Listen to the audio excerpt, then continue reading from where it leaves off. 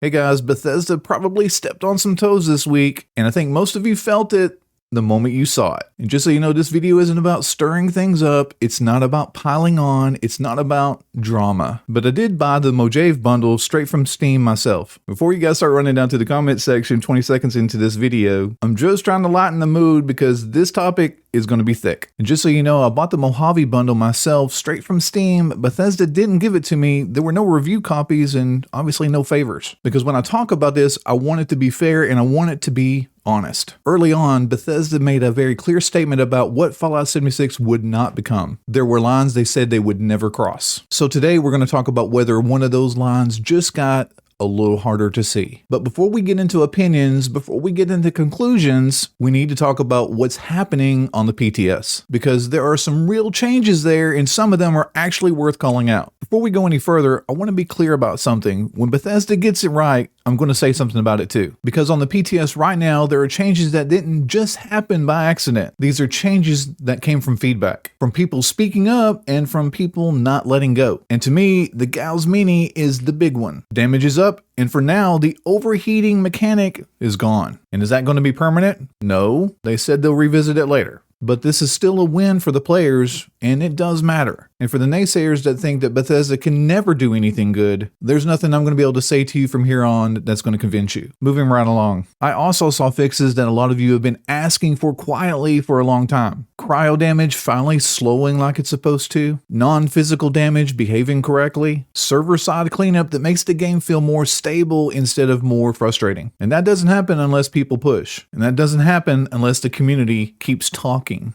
So yeah, credit where credit is due. This is what it looks like when feedback actually turns into change. And then there was a server-side hotfix earlier this week, and this one's important even though a lot of people barely noticed it. There were no downloads, there was no restart, nothing for you to install, which tells you right away this wasn't about adding content. This was about fixing things that were already live. Damage calculations behaving inconsistently, effects not applying when they should, combat interactions that felt off even when you couldn't quite put your finger on why. Those are the kinds of problems that quietly erode trust in this game. Not flashy bugs, but the kind that make you wonder if what you're seeing is actually working the way it's supposed to. Now, has the hotfix fixed everything? No. And yes, I'm still seeing PlayStation players report issues, stability, hitching, things that clearly aren't fully resolved yet. But the fact that this could be addressed server-side at all matters. It shows awareness. And it shows that some of these problems are being actively watched and not just ignored. Quick pause, if you're enjoying this video so far, hit the like button. And if you're not subscribed, but this is the kind of conversation you want more of, you're welcome to join what I'm trying to build here. And if it's not your thing, I totally get it. That's fine too. I appreciate you either way. Before we talk about the Mojave Bundle, we need to rewind for a second because context here matters. Early on in the life of Fallout 76, Pete Hines made a clear statement about Fallout 76. He said, real money wouldn't be used to give players an advantage. Cosmetics were fine, but power wasn't. And I'll put that in a link where he said that in the description down below. And I'm not going to dwell on it, but it matters that it was said publicly and it mattered to the people who stuck around. Now, Pete Hines is not with Bethesda anymore, but when someone makes a promise on behalf of the game, especially one that struggled early, that promise doesn't just disappear when the person leaves. That's what loyalty is. You can carry the torch forward, not because you have to, but because people trusted you with it. Now, let's talk about the Mojave Bundle. I'm not reviewing it, and I'm not scoring it, and I'm not pretending there aren't things in it that are genuinely cool. The NCR Ranger Power Armor, honestly, it's probably the best looking set they've released. It looks like it walks straight out of the TV show. There are cosmetics here that people are going to love, and that's fine.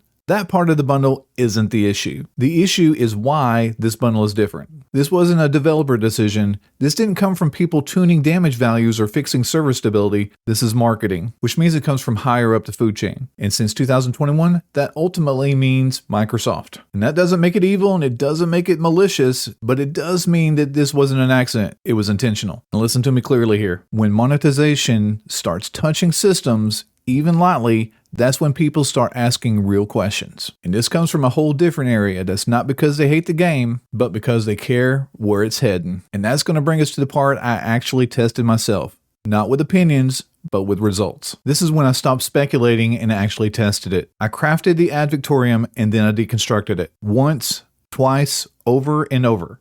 65 times. And that's how long it took before I learned the 4-star mod charged. And here's the part that matters.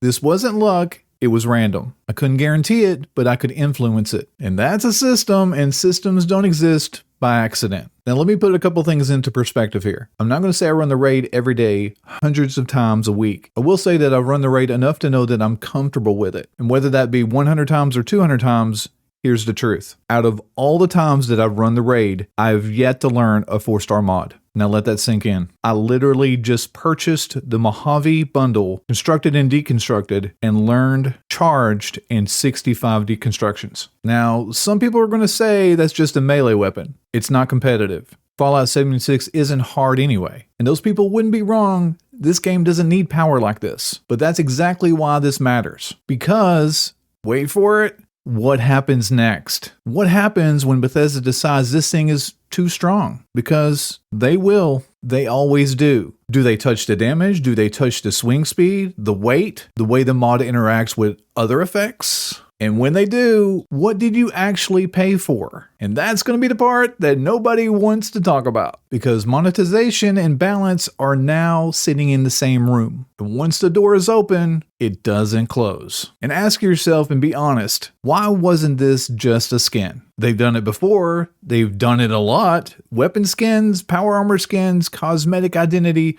without touching the first mechanic. So why this? Why attach a 4-star mod? Why introduce a learnable mechanic? Why let money brush up against power at all? And don't misunderstand what I'm saying here. I'm not saying this breaks the game. I'm saying this is going to change the conversation, because now we're not talking about what Fallout 76 is, we're talking about what it could become. And that's where a lot of longtime players such as myself are going to start feeling a little uneasy. And that's not because we hate Bethesda, and that's not because we hate the devs, but because they remember what they were told this game wouldn't be. And this is a slippery slope. Just a slow, quiet shift, and if nobody says anything now, then you don't get to act surprised later. And this isn't about picking sides. You don't have to hate Bethesda to care about this. You don't have to think the sky is falling, and you don't even have to agree with me. But I do think this is something the entire community can stand behind. We've always said we want transparency. We've always said we want fairness. And we've always said we want Fallout 76 to be successful without cutting corners. So this isn't a call to rage, it's a call to speak. If this doesn't sit right with you,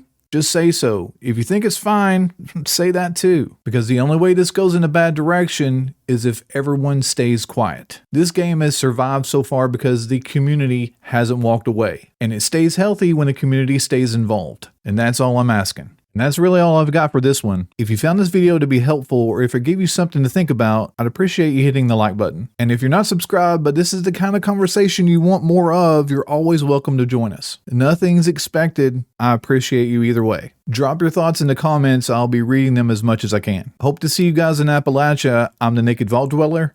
Love you, bye. Listen, Naked, all I'm saying is you think you have it all figured out, when in reality, don't have a clue. Now, Bethy, I was born, but I wasn't born yesterday. Now, will you please just go watch the door? Okay, you do you, Boomer. She acts like my mom. I know what I'm doing. Hey, Zed.